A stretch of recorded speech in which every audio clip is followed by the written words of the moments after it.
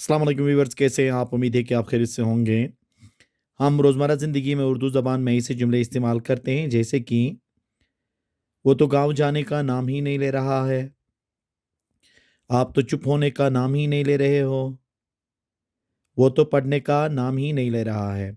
अब ऐसे जुमले हम रोज़मर्रा ज़िंदगी में उर्दू लैंग्वेज के अंदर बहुत ज़्यादा इस्तेमाल करते हैं जिसमें हम नाम नहीं ले रहा है, इसमें हम उस नाम की बात नहीं करते हैं जो बंदों के नाम होते हैं, बल्कि यहाँ पे नाम ही नहीं ले रहे का मतलब है कि किसी काम को करने का कोई बंदा तैयार ही नहीं है। तो ऐसे जुमलों को जब हम ट्रांसलेट कर रहे होते हैं इंग्लिश में तो वो कैसे ट्रांसलेट करेंगे? अब इस लेक्चर में हम तफ़सीलन डिस्कस कर लेंगे।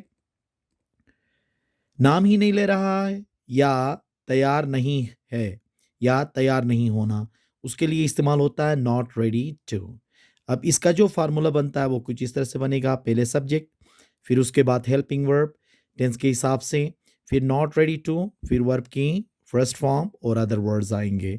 जैसे कि वो तो गांव जाने का नाम ही नहीं ले रहा है। अब इसको इस तरह भी हम कह सकते हैं कि वो तो गांव जाने के लिए तैयार ही नहीं है, ये भी हम कह सकते हैं।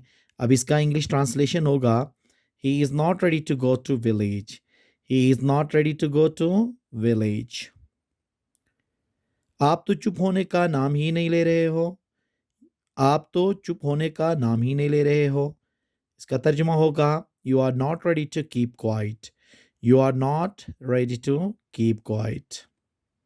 वो तो पढ़ने का नाम ही नहीं ले रहा था। अब यहाँ पे देखें, हम था की बात करें, इसका मतलब है हम पास्ट की बात करते हैं, तो इसमें क्या होगा, he was not ready to read, he was not ready to read. वो तो पैसे वापस करने का नाम ही नहीं ले रहा, इसको हम इस तरह से भी कह सकते हैं, वो तो पैसे वापस करने के लिए तैयार ही नहीं है। He is not ready to return money, he is not ready to return money.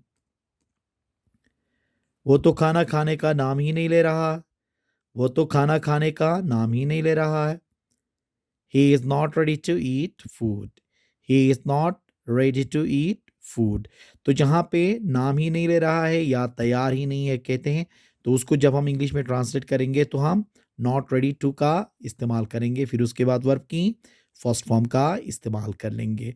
उम्मीद है कि आज का ये लेक्चर आपको पसंद आया होगा। Thank you very much.